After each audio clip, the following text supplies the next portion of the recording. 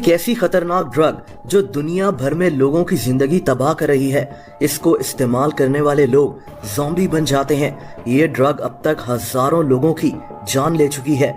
इस ड्रग का नाम ज़ाइलेज़ीन है, लेकिन इसको ज़ॉम्बी ड्रग भी कहते हैं। Xylazine, which is being cut into street drugs with deadly consequences. It's a deadly, skin-rotting zombie drug, heaping further misery on the drug addiction crisis in America. Across the United States, and there is no question that it Tranq is the street name for fentanyl laced with the animal tranquilizer Xylazine. ये कहानी 1962 में शुरू हुई थी, जब एक company bear pharma ने इस ड्रग को बनाया था।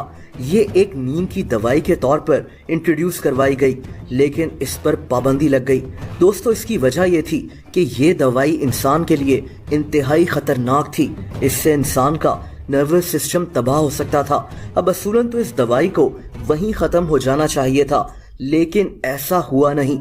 ये कंपनी वापस आ गई और अब ज़ाइलेज़ीन जानवरों के लिए इस्तेमाल होना शुरू हो गई। दोस्तों, इसका लाइसेंस लेकर इसको बड़े जानवरों जैसा कि घोड़ों को दवाई के तौर पर इंजेक्शन दिया जाता था। इसको लगाने से जानवरों का दर्द कम हो जाता था, लेकिन मसला तब पैदा हुआ जब ये दवाई एक नशा बनना शुरू हो गई। एक ऐसा नशा जिसने हजारों जिंदगियां बर्बाद कर दी, जो इंसान को ज़ॉम्बी बना सकती है और जो ड्रग बेशुमार लोगों की जान ले चुकी है। दोस्तों, दरअसल ये ड्रग गैर कानूनी तरीके से अमेरिका की स्ट्रीट्स में बिकना शुरू हो गई थी। इसकी कीमत कम थी और यही वजह है कि नशा करने वाले लोग जो जानते हैं कि वो अपनी जिंदगी बर्बाद कर रहे हैं, वो इस ड्रग को खरीदना शुरू हो गए।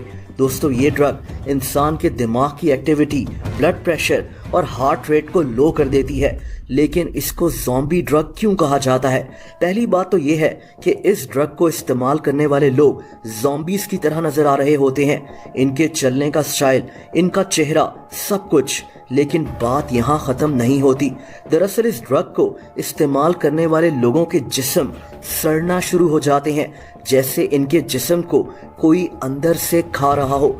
इनके जिस्म में जख्म बनते हैं और वो जख्म आहिस्ता आहिस्ता गलना शुरू हो जाते हैं, यहाँ तक कि इंसान किसी ज़ॉम्बी की तरह लगना शुरू हो जाता है।